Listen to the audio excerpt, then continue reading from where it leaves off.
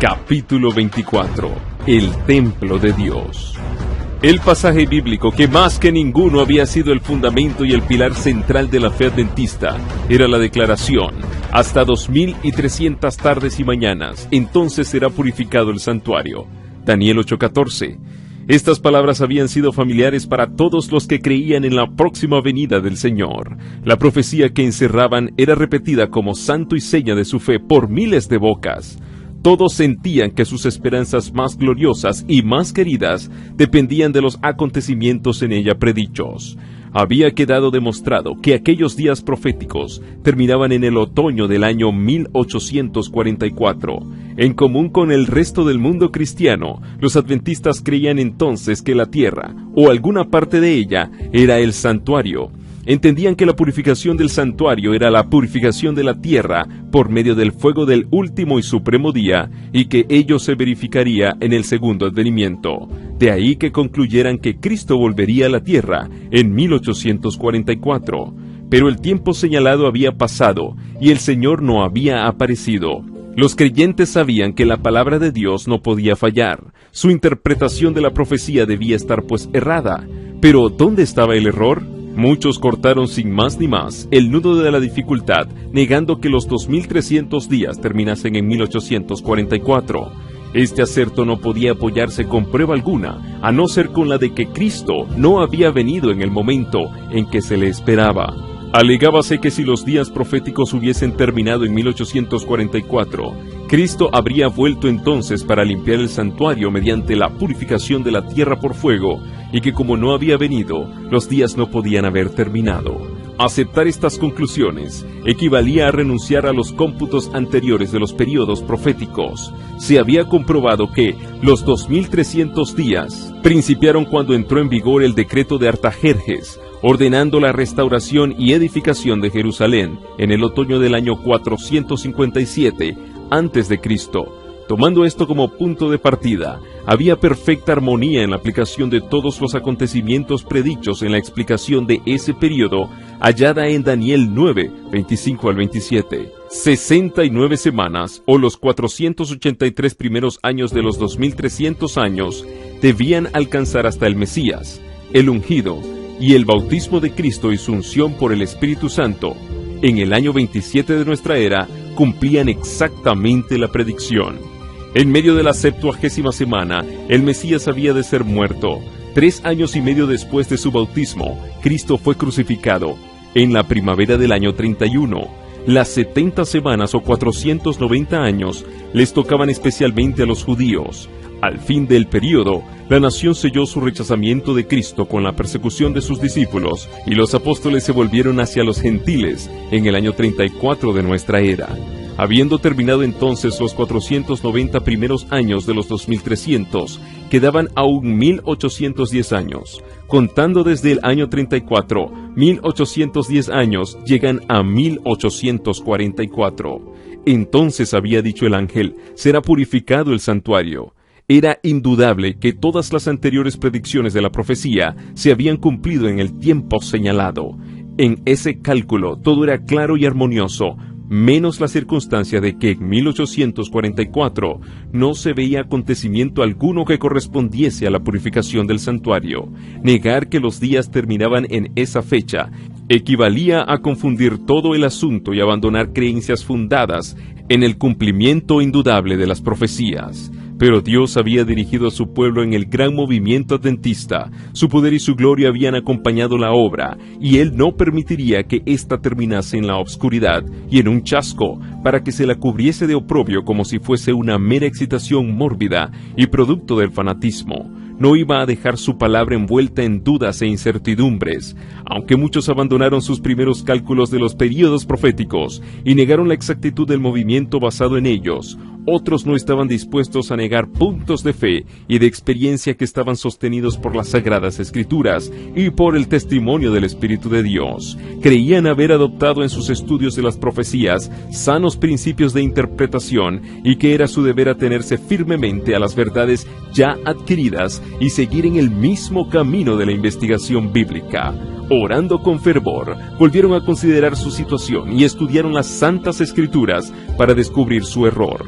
como no encontraran ninguno en sus cálculos de los períodos proféticos, fueron inducidos a examinar más de cerca la cuestión del santuario. En sus investigaciones, vieron que en las Santas Escrituras no hay prueba alguna en apoyo de la creencia general de que la tierra es el santuario, pero encontraron en la Biblia una explicación completa de la cuestión del santuario, su naturaleza, su situación y sus servicios, pues el testimonio de los escritores sagrados era tan claro y tan amplio que despejaba este asunto de toda duda.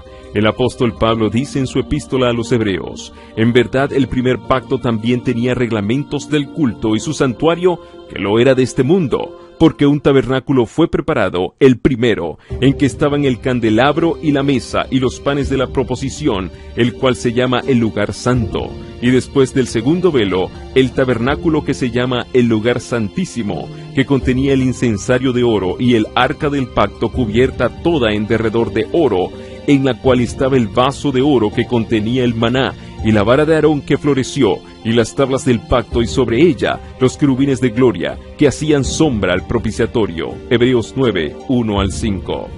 El santuario al cual se refiere aquí San Pablo era el tabernáculo construido por Moisés, a la orden de Dios como morada terrenal del Altísimo. Me harán un santuario para que yo habite en medio de ellos. Éxodo 25, 8. Había sido la orden dada a Moisés mientras estaba en el monte con Dios. Los israelitas estaban peregrinando por el desierto y el tabernáculo se preparó de modo que pudiese ser llevado de un lugar a otro. No obstante, era una construcción de gran magnificencia. Sus paredes consistían en tablones ricamente revestidos de oro y asegurados en basas de plata, mientras que el techo se componía de una serie de cortinas o cubiertas, las de fuera de pieles y las interiores de lino fino magníficamente recamado con figuras de querubines. A más del atrio exterior, donde se encontraba el altar del holocausto, el tabernáculo propiamente dicho consistía en dos departamentos llamados el lugar santo y el lugar santísimo, separados por rica y magnífica cortina o velo. Otro velo semejante cerraba la entrada que conducía al primer departamento. En el lugar santo se encontraba hacia el sur el candelabro, con sus 7 lámparas que alumbraban el santuario día y noche. Hacia el norte estaba la mesa de los panes de la proposición, y ante el velo que separaba el lugar santo del Santísimo, estaba el altar de oro para el incienso, del cual ascendía diariamente a Dios una nube de sahumerio junto con las oraciones de Israel. En el lugar santísimo se encontraba el arca, cofre de madera preciosa, cubierta de oro, depósito de las 2 tablas de piedra sobre las cuales Dios había grabado la ley de los 10 mandamientos. Sobre el arca, a guisa de cubierta del sagrado cofre, estaba el propiciatorio, verdadera maravilla artística coronada por 2 querubines, uno en cada extremo y todo de oro macizo. En este departamento era donde se manifestaba la presencia divina en la nube de gloria entre los querubines. Después que los israelitas se hubieron establecido en Canaán, el tabernáculo fue reemplazado por el templo de Salomón, el cual, aunque edificio permanente y de mayores dimensiones, conservaba las mismas proporciones y el mismo amueblado. El santuario subsistió así, menos durante el plazo en que permaneció en ruinas en tiempo de Daniel, hasta su destrucción por los romanos en el año 70 de nuestra era. Tal fue el único santuario que haya existido en la tierra y del cual la Biblia nos dé alguna información. San Pablo dijo de él que era el santuario del primer pacto. Pero, ¿no tiene el nuevo pacto también el suyo? Volviendo al libro de los Hebreos, los que buscaban la verdad encontraron que existía un segundo santuario, o sea, el del nuevo pacto, al cual se alude en las palabras ya citadas del apóstol Pablo. En verdad, el primer pacto también tenía reglamentos del culto, y su santuario que lo era de este mundo. El uso de la palabra también implica que San Pablo ha hecho antes mención de este santuario. Volviendo al principio del capítulo anterior se lee: lo principal pues entre las cosas que decimos es esto: tenemos un tal sumo sacerdote que se ha sentado a la diestra del trono de la majestad en los cielos, ministro del santuario y del verdadero tabernáculo que plantó el Señor y no el hombre. Hebreos 8, 1 y 2. Aquí tenemos revelado el santuario del nuevo pacto. El santuario del primer pacto fue asentado por el hombre, construido por Moisés. Este segundo es asentado por el Señor, no por el hombre. En aquel santuario los sacerdotes terrenales desempeñaban el servicio. En este es Cristo, nuestro gran sumo sacerdote, quien ministra a la diestra de Dios. Uno de los santuarios estaba en la tierra, el otro está en el cielo. Además, el tabernáculo construido por Moisés fue hecho según un modelo. El Señor le ordenó, conforme a todo lo que yo te mostrare, el diseño del tabernáculo y el diseño de todos sus vasos, así lo haréis. Y le mandó además, mira y hazlos conforme a su modelo que te ha sido mostrado en el monte. Éxodo 25, 9 y 40. Y San Pablo dice que el primer tabernáculo era una parábola para aquel tiempo entonces presente, conforme a la cual se ofrecían dones y sacrificios, que sus santos lugares eran representaciones de las cosas celestiales, que los sacerdotes que presentaban las ofrendas según la ley ministraban lo que era la mera representación y sombra de las cosas celestiales, y que no entró Cristo en un lugar santo hecho de mano, que es una mera representación del verdadero, sino en el cielo mismo, para presentarse ahora delante de Dios por nosotros. Hebreos 9:9, 23, 8:5, 9, 24. El santuario celestial, en el cual Jesús ministra, es el gran modelo del cual el santuario edificado por Moisés no era más que trasunto. Dios puso su espíritu sobre los que construyeron el santuario terrenal. La pericia artística desplegada en su construcción fue una manifestación de la sabiduría divina. Las paredes tenían aspecto de oro macizo y reflejaban en todas direcciones la luz de las 7 lámparas del candelero de oro. La mesa de los panes de la proposición y el altar del incienso relucían como oro bruñido. La magnífica cubierta que formaba el techo, recamada con figuras de ángeles en azul, púrpura y escarlata, realzaba la belleza de la escena. Y más allá del segundo velo estaba la Santa Shekinah, la manifestación visible de la gloria de Dios, ante la cual solo el sumo sacerdote podía entrar y sobrevivir. El esplendor incomparable del tabernáculo terrenal reflejaba a la vista humana la gloria de aquel templo celestial donde Cristo, nuestro precursor, ministra por nosotros ante el trono de Dios. La morada del Rey de Reyes, donde miles y miles ministran delante de Él, y millones de millones están en su presencia. Daniel 7:10. Ese templo lleno de la gloria del trono eterno, donde los serafines, sus flamantes guardianes, cubren sus rostros en adoración, no podía encontrar en la más grandiosa construcción que jamás edificaran manos humanas, más que un pálido reflejo de su inmensidad y de su gloria. Con todo, el santuario terrenal y sus servicios revelaban importantes verdades relativas al santuario celestial y a la gran obra que se llevaba allí a cabo para la redención del hombre. Los lugares santos del santuario celestial están representados por los 2 departamentos del santuario terrenal. Cuando en una visión le fue dado al apóstol Juan que viese el templo de Dios en el cielo, contempló allí 7 lámparas de fuego ardiendo delante del trono. Apocalipsis 4:5. Vio un ángel que tenía en su mano un incensario de oro, y le fue dado mucho incienso para que lo añadiese a las oraciones de todos los santos, encima del altar de oro que estaba delante del trono. Apocalipsis 8:3. Se le permitió al profeta contemplar el primer departamento del santuario en el cielo, y vio allí las 7 lámparas de fuego, y el altar de oro representados por el candelabro de oro, y el altar de incienso en el santuario terrenal. De nuevo fue abierto el templo de Dios. Apocalipsis 11:19.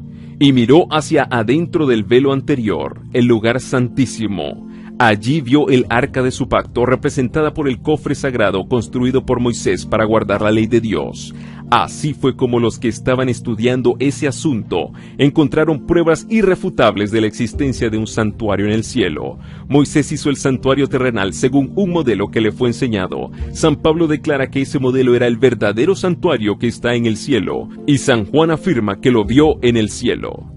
En el templo celestial, la morada de Dios, su trono está sentado en juicio y en justicia. En el lugar santísimo está su ley, la gran regia de justicia por la cual es probada toda la humanidad. El arca que contiene las tablas de la ley está cubierta con el propiciatorio, ante el cual Cristo ofrece su sangre a favor del pecador. Así se representa la unión de la justicia y de la misericordia en el plan de la redención humana. Solo la sabiduría infinita podía idear semejante unión, y solo el poder infinito podía realizarla. Es una unión que llena todo el cielo de admiración y adoración. Los querubines del santuario terrenal que miraban reverentemente hacia el propiciatorio representaban el interés con el cual las huestes celestiales contemplan la obra de redención. es el misterio de misericordia que los ángeles desean contemplar, a saber, que Dios puede ser justo al mismo tiempo que justifica al pecador arrepentido y reanuda sus relaciones con la raza caída, que Cristo pudo humillarse para sacar a innumerables multitudes del abismo de la perdición y revestirlas con las vestiduras inmaculadas de su propia justicia, a fin de unidas con ángeles que no cayeron jamás y permitirles vivir para siempre en la presencia de Dios. La obra mediadora de Cristo en favor del hombre se presenta en esta hermosa profecía de Zacarías relativa a aquel cuyo nombre es el vástago. El profeta dice: sí, edificará el templo de Jehová y llevará sobre sí la gloria y se sentará y reinará sobre su trono, siendo sacerdote sobre su trono, y el consejo de la paz estará entre los dos. Zacarías 6, 12 y 13.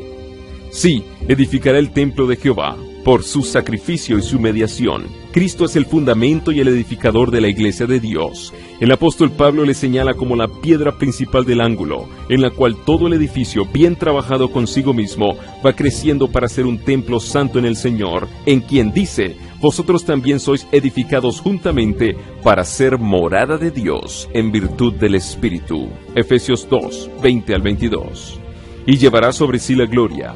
Es a Cristo a quien pertenece la gloria de la redención de la raza caída. Por toda la eternidad, el canto de los redimidos será: a aquel que nos ama y nos ha lavado de nuestros pecados en su misma sangre. A él sea la gloria y el dominio por los siglos de los siglos. Apocalipsis 1, 5 y 6. Y se sentará y reinará sobre su trono, siendo sacerdote sobre su trono, no todavía sobre el trono de su gloria. El reino de gloria no le ha sido dado aún. Solo cuando su obra mediadora haya terminado, le dará el Señor Dios el trono de David su padre, un reino del que no habrá fin. Lucas 1, 32 y 33. Como sacerdote, Cristo está sentado ahora con el Padre en su trono. Apocalipsis 3, 21. En el trono, en compañía del Dios eterno que existe por sí mismo, está aquel que ha llevado nuestros padecimientos y con nuestros dolores se cargó, quien fue tentado en todo punto, así como nosotros, mas sin pecado, para que pudiese también socorrer a los que son tentados. Si alguno pecare, abogado tenemos para con el Padre, a saber, a Jesucristo el justo. Isaías 53, 4, Hebreos 4, 15, 2, 18, 1 de Juan 2, 1. Su intercesión es la de un cuerpo traspasado y quebrantado y de una vida inmaculada. Las manos heridas, el costado abierto, los pies desgarrados, abogan en favor del hombre caído, cuya redención fue comprada a tan infinito precio. Y el consejo de la paz estará entre los dos. El amor del Padre, no menos que el del Hijo, es la fuente de salvación para la raza perdida. Jesús había dicho a sus discípulos antes de irse: no os digo que yo rogaré al Padre por vosotros, pues el mismo Padre os ama. Juan 16, 26 y 27. Dios estaba en Cristo, reconciliando consigo mismo al mundo. 2 de Corintios 5, 19. Y en el ministerio del santuario celestial, el consejo de la paz estará entre los dos. De tal manera amó Dios al mundo, que dio a su Hijo unigénito, para que todo aquel que cree en Él no perezca, sino que tenga vida eterna. Juan 3, 16. Las Escrituras contestan con claridad a la pregunta: ¿qué es el santuario? La palabra santuario, tal cual la usa la Biblia, se refiere en primer lugar al tabernáculo que construyó Moisés, como figura o imagen de las cosas celestiales, y en segundo lugar al verdadero tabernáculo en el cielo, hacia el cual señalaba el santuario terrenal. Muerto Cristo, terminó el ritual típico. El verdadero tabernáculo en el cielo es el santuario del nuevo pacto. Y como la profecía de Daniel 8:14 se cumple en esta dispensación, el santuario al cual se refiere debe ser el santuario del nuevo pacto. Cuando terminaron los 2300 días, en 1844, hacía muchos siglos que no había santuario en la tierra, de manera que la profecía, hasta 2300 tardes y mañanas, entonces será purificado el santuario, se refiere indudablemente al santuario que está en el cielo. Pero queda aún la pregunta más importante por contestar: ¿qué es la purificación del santuario? En el Antiguo Testamento se hace mención de un servicio tal con referencia al santuario terrenal. Pero, ¿puede haber algo que purificar en el cielo? En el 9º capítulo de la Epístola a los Hebreos, se menciona claramente la purificación de ambos santuarios, el terrenal y el celestial.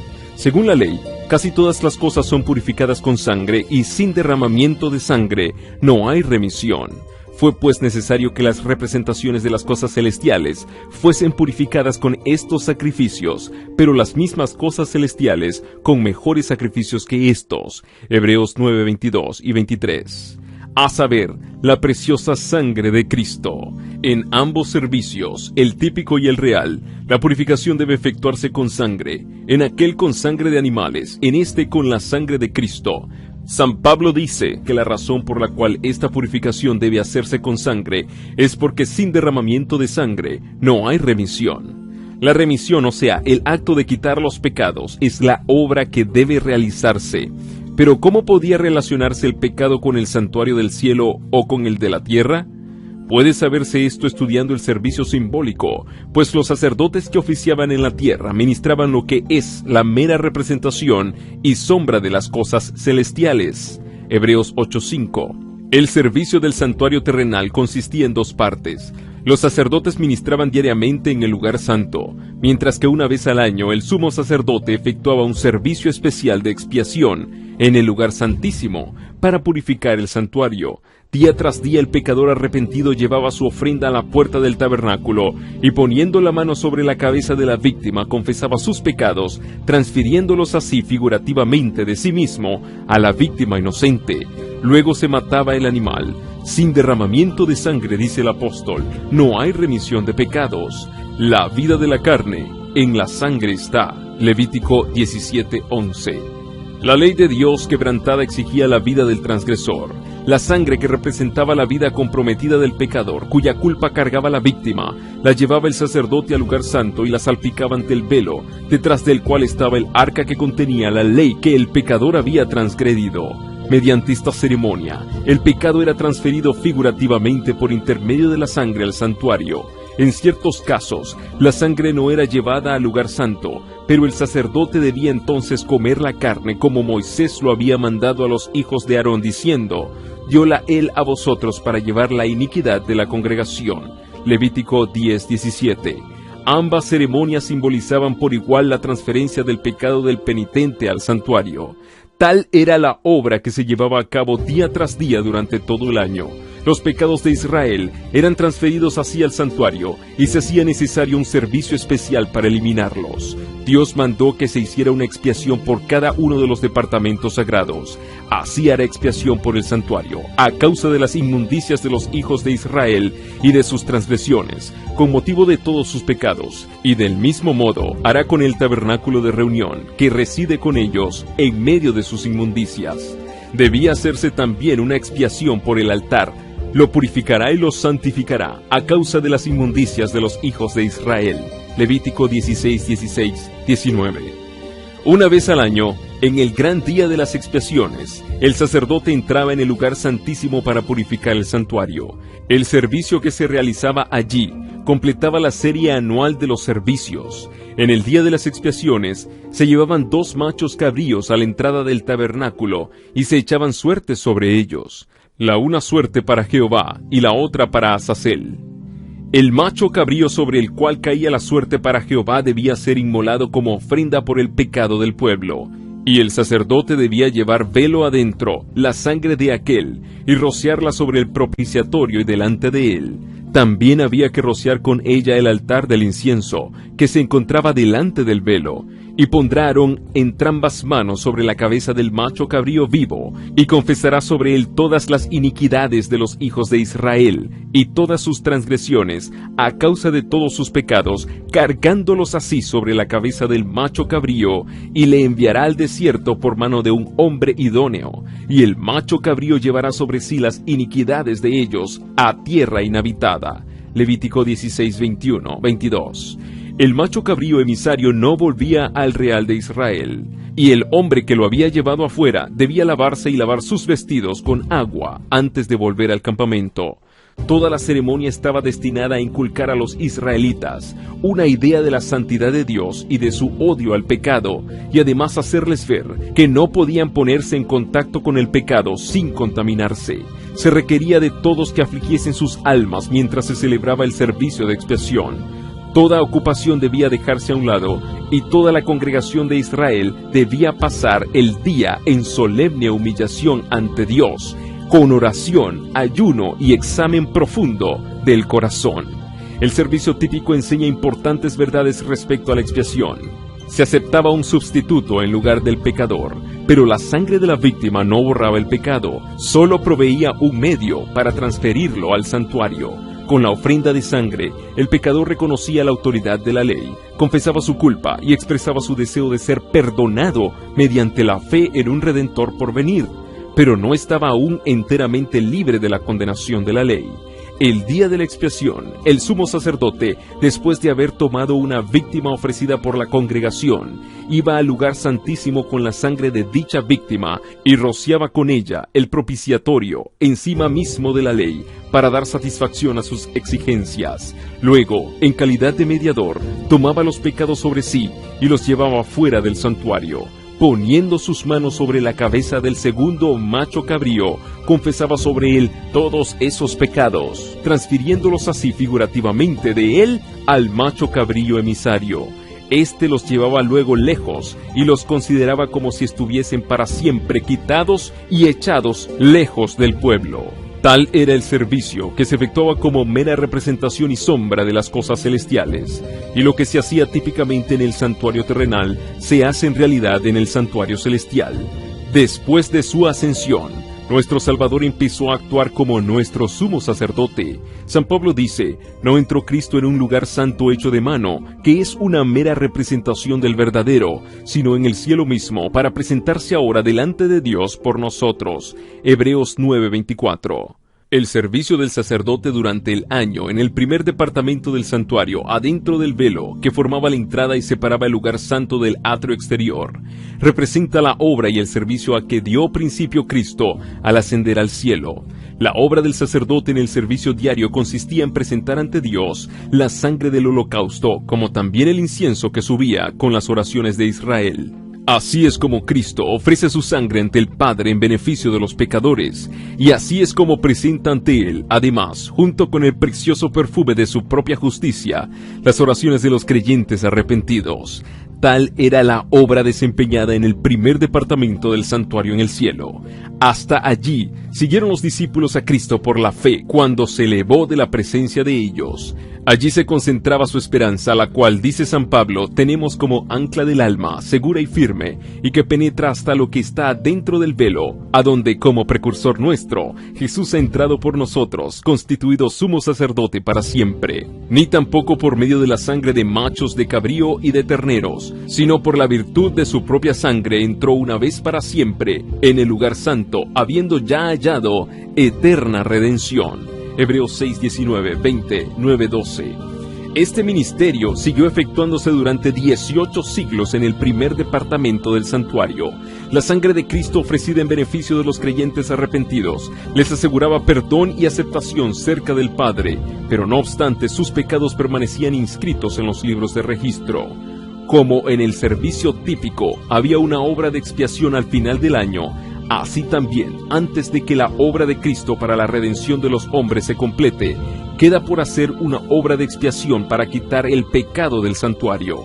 Este es el servicio que empezó cuando terminaron los 2300 días. Entonces, así como lo había anunciado Daniel el profeta, nuestro sumo sacerdote entró en el lugar santísimo para cumplir la última parte de su solemne obra, la purificación del santuario. Así como en la antigüedad los pecados del pueblo eran puestos por fe sobre la víctima ofrecida, y por la sangre de ésta se transferían figurativamente al santuario terrenal, así también en el nuevo pacto, los pecados de los que se arrepienten son puestos por fe sobre Cristo y transferidos, de hecho, al santuario celestial.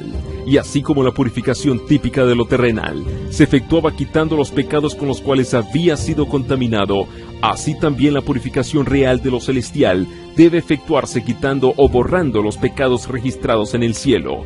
Pero antes de que esto pueda cumplirse, deben examinarse los registros para determinar quiénes son los que, por su arrepentimiento del pecado y su fe en Cristo, tienen derecho a los beneficios de la expiación cumplida por Él.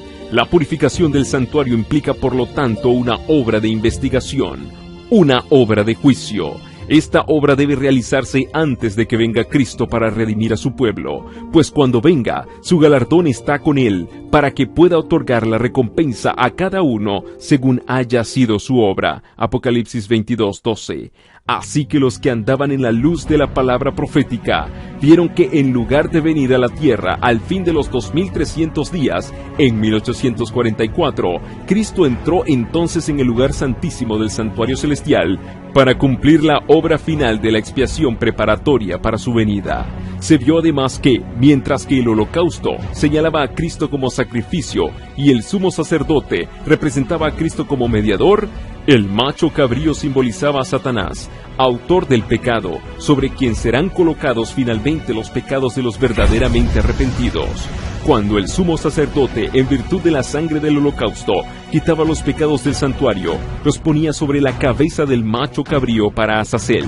Cuando Cristo, en virtud de su propia sangre, quite del santuario celestial los pecados de su pueblo, al fin de su ministerio, los pondrá sobre Satanás, el cual en la consumación del juicio debe cargar con la pena final.